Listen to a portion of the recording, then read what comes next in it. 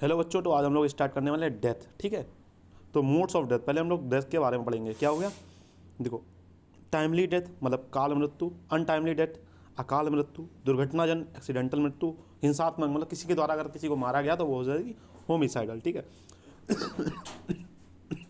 हिंसात्मक में एक आता है एस्फेक्सियल डेथ। एस्फेक्सियल मतलब श्वास अवरोध के कारण अगर किसी की मृत्यु होती है तो वो एस्फेक्सियल डेथ में आती है।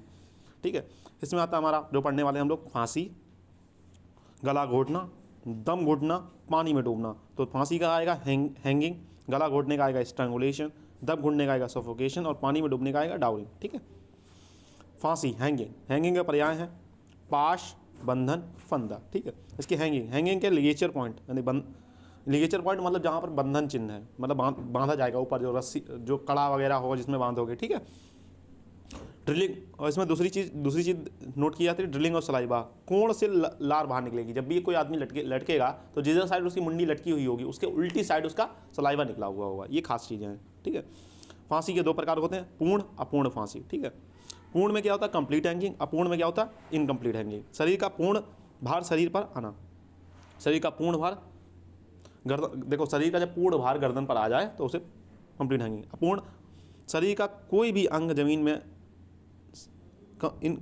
आना, शरीर का कोई भी अंग जमीन में लगा हो। ठीक है, शरीर का कोई भी अंग जमीन में लगा हो। ठीक है, ना लगा हो गलत लिखा हुआ है, उसमें लिखने में मिस्टेक हो गई। शरीर का कोई भी अंग अगर जमीन में लगा हुआ है तो वो हो जाएगी अपूर्ण फांसी। ठीक है, अपूर्ण फांसी केवल ग्रीवा 4 से 4.5 किलो का भार आता है, उसकी वजह से आप फांसी दी जाती है। शरीर का कोई भी भाग जमीन में लगा हो। ठीक है,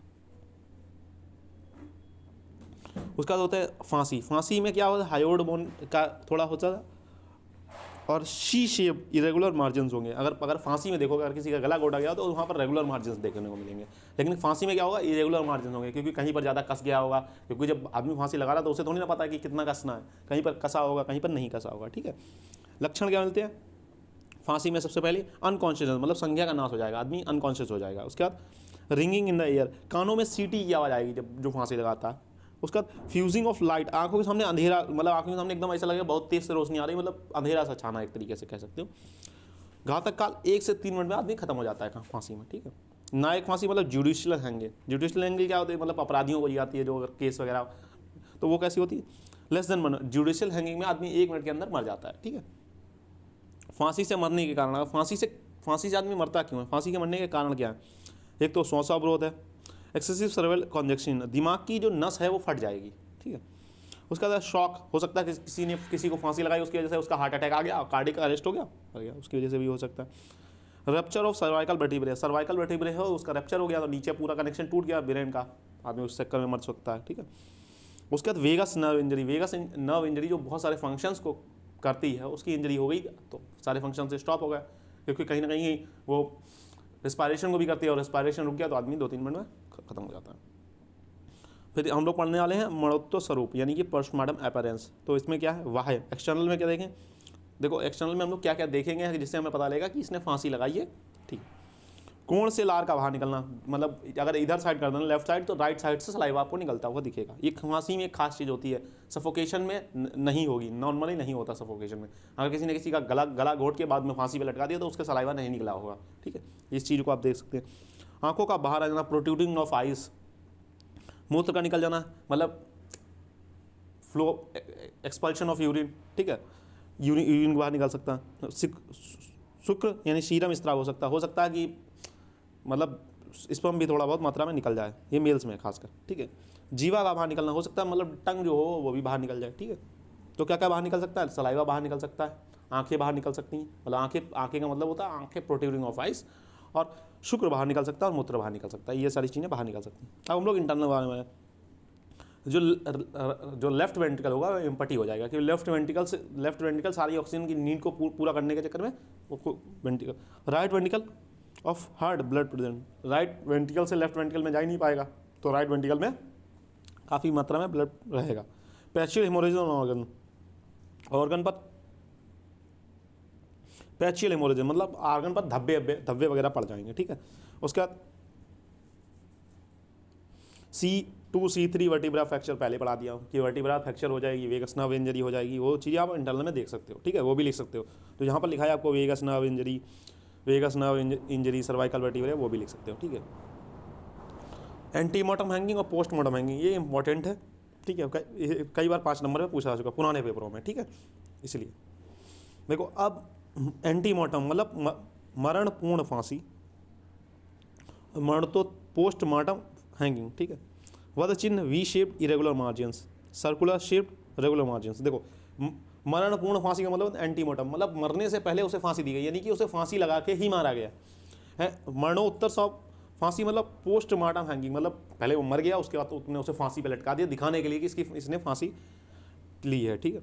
वध चिन्ह क्या होगा, वी शेप्ड होगा, जो मतलब जो साइन होगा जो फांसी का वो वी शेप्ड में होगा अगर उसने खुद लगाई है, और इरेगुलर मार्जिन्स आपको देखने को मिलेंगे, ठीक है। अगर बात करें मरणोत्तर फांसी की तो सर्कुलर शेप्ड होगा और रेगुलर मार्जिन्स मतलब पूरा ऐसा दिखेगा, पूरे गले में जो है वो मार्जिन्स देखने को मिलेंगे, ठीक है। वध चिन्ह हाइवर्ड बोन के ऊपर होगा, नॉर्मली अगर ये तो कॉमन नहीं हो सकता कि नीचे भी हो सकता है, अधिकतर देखने का वध चिन्ह जो मतलब जहाँ पर फांसी का नोट लगाई जाएगी वो हाइवर्ड बोन के ऊपर होगा, वध चिन्ह हाइवर्ड बोन के नीचे होगा, ठीक है। नोट सिंगल होगी, अधिकतर अगर कोई फांसी अपने आप लगाता है तो एक ही गांठ बांधता है। नॉट मल्टीपल होंगी, 2 3 उससे भी ज़्यादा हो सकती हैं, क्योंकि आदमी जब फांसी दूसरे को लगाएगा तो ये सोच के लगाएगा कि कहीं बच ना जाए, ठीक है, तो जल्दी में 2-3 गांठें लगा देता है, ठीक है। नीलाक्षण गांठ के पास गले में, देखो नीलांक्षण मतलब क्या होता है, ब्लूइश डिस्कलरेशन आएगा, ठीक है। अगर उसने क्योंकि वहाँ पर कहीं ना कहीं ब्लड सर्कुलेशन रुक जाएगा, तो जहाँ पर फांसी लगाया होगा वहाँ पर ब्लूइश कलरेशन आएगा, ठीक है। यहाँ पर बात करें जमीन में टच पार्ट में नीलांक्षण ज़्यादा होगा, देखो उसने अगर किसी ने फांसी लगाई तो जमीन में कुछ ना कुछ पार्ट मान लो टच कर रहा है तो वहाँ पर आपको नीलांक्षण ज़्यादा देखने को मिलेगा। श्यावता मुख का फूला होना, ठीक है, यहाँ पर क्या होगा, मुख फूल जाएगा। श्यावता का कम होना, मुख समान, इसमें क्या होगा, मुख सामान्य होगा, मुंह में कालापन वगैरह नहीं आएगा, क्योंकि फांसी बाद में दी गई ना। चर्मपत्री यानी कि स्क्लेरिफिकेशन यहाँ पर होंगे, यहाँ पर नहीं होंगे। गले पर चर्मपत्री स्क्लेरिफिकेशन ज़्यादा मिलेगी, गले पर चर्मपत्री स्क्लेरिफिकेशन कम मिलेगी, देखो क्योंकि फांसी लगा के बहुत लंबे समय से लटका होगा, ठीक है, तो वहाँ पर स्केल्स बन जाएंगे, जैसे मछलियों की इसके ऊपर स्किन नहीं होती वैसी उस टाइप की, मतलब गर्दन का जो भाग जहाँ पर फांसी का फंदा लगा हुआ वो काफ़ी ज़्यादा कठोर हो जाएगा, ठीक है। इस तरीके से आप लोग समझ सकते हैं। आंखों का बाहर निकलना, ठीक है, वो नहीं होगा वहाँ पर। इसलिए सलाइवेशन जरूरी है, सलाइवेशन एब्सेंट नॉर्मली, देखो यहाँ पर बताया मेन चीज़ जो होती है सलाइवा वहाँ पर निकलेगा और यहाँ पर मोस्टली एब्सेंट होता है। अब हम लोग पढ़ने वाले हैं दूसरा जो डिफरेंस पढ़ने वाले हैं। देखो डिफरेंस के थ्रू मैं आपको पढ़ा रहा हूँ ना, ये टॉपिक बहुत बड़े हैं, तो सिर्फ डिफरेंस के थ्रू इन 5-6 पॉइंट को लिख देंगे। कंठपीड़न है तो कंठपीड़न लिख देना, फांसी है तो फांसी को लिख सकते हैं, ठीक है। उसके बाद हम लोग पढ़ते हैं 10 वर्ष से 75 वर्ष में अधिक लोग फांसी लगा लेते हैं, कोई भी उम्र में। कंठपीड़न में अगर किसी का गला दबाना है तो बच्चे का भी गला दबाते हैं आजकल लोग, बूढ़ों का भी 75 के बाद भी लोग गला दबा देते हैं प्रॉपर्टी वगैरह के लिए, ठीक है। वी शेप्ड रेगुलर होंगे, सर्कुलर शेप्ड मार्जिन होंगे, सिंगल नॉट, मल्टीपल नॉट। छतपीड़न नहीं होगा, छतपीड़न होगा। छतपीड़न मतलब आदमी जब अपने आप फांसी लगाएगा तो काहे मतलब हाथ पैर मारेगा, मतलब हाथ पैर अपने शरीर पर ज़्यादा नहीं मारेगा, ठीक है। यहाँ पर छतपीड़न होगा, मतलब बहुत ज़्यादा मतलब अपोज करेगा ना, तो उसके हो सकता है चोटें वोटें लगी हों। अपने ऊपर चोटें क्यों लेगा भाई, जब फांसी लगा रहा अपनी मर्जी से, कोई प्रॉब्लम नहीं है तो फांसी लगा ही रहा है, तो अपने ऊपर चोट ज़्यादा नहीं देखने को मिलेंगे। हो सकता है उस कंडीशन में उसके ऊपर इंजरीज वगैरह देखने को मिले, ठीक है। छतपीड़न का मतलब बेसिकली वही, ठीक है। घटना स्थल एकांत में होगा, फांसी का जहाँ आदमी लगाएगा, अगर किसी के घर में 3 फ्लोर है तो तीसरे फ्लोर पर जाकर फांसी लगाएगा। लेकिन भाई अगर किसी का गला घोटना है, सफोकेशन करना है, तो उससे वो फ्लोर थोड़ी ना देगा, वो नीचे फांसी लगा लेगा, सबसे नीचे गला घोट देगा, ठीक है। बाहर जाने पर कोई मार्ग नहीं होगा। अधिकतर जो आदमी फांसी लगाता है तो सारे किवाड़े खिड़की वगैरह बंद करके लगाता है, लेकिन अगर किसी ने गला घोटा है तो कहीं से निकलने का भी तो प्रोग्राम किया होगा, तो वो कहीं ना कहीं तुम्हें एग्जिट डोर मिल जाएगा वहाँ पर। अगर एग्जिट डोर मिल रहा है तो समझ जाओ कुछ ना कुछ गड़बड़ है।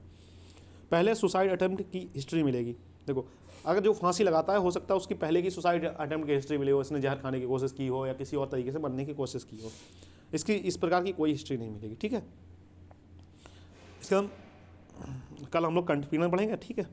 कंठपीड़न एक छोटा टॉपिक है, फिर हम लोग कंठपीड़न को पढ़ेंगे। कंठपीड़न में यही सब होगा कि कोई इसमें कंठपीड़न में हम लोग पढ़ने वाले हैं विपासन, गला घोटना, निरोधन, वंशोदला और गला फंसाना, ठीक है। इन सारे टॉपिक्स को हम आपके सिलेबस में ऐड हुए हैं, इनको कल ठीक है डिटेल में पढ़ेंगे, ठीक है।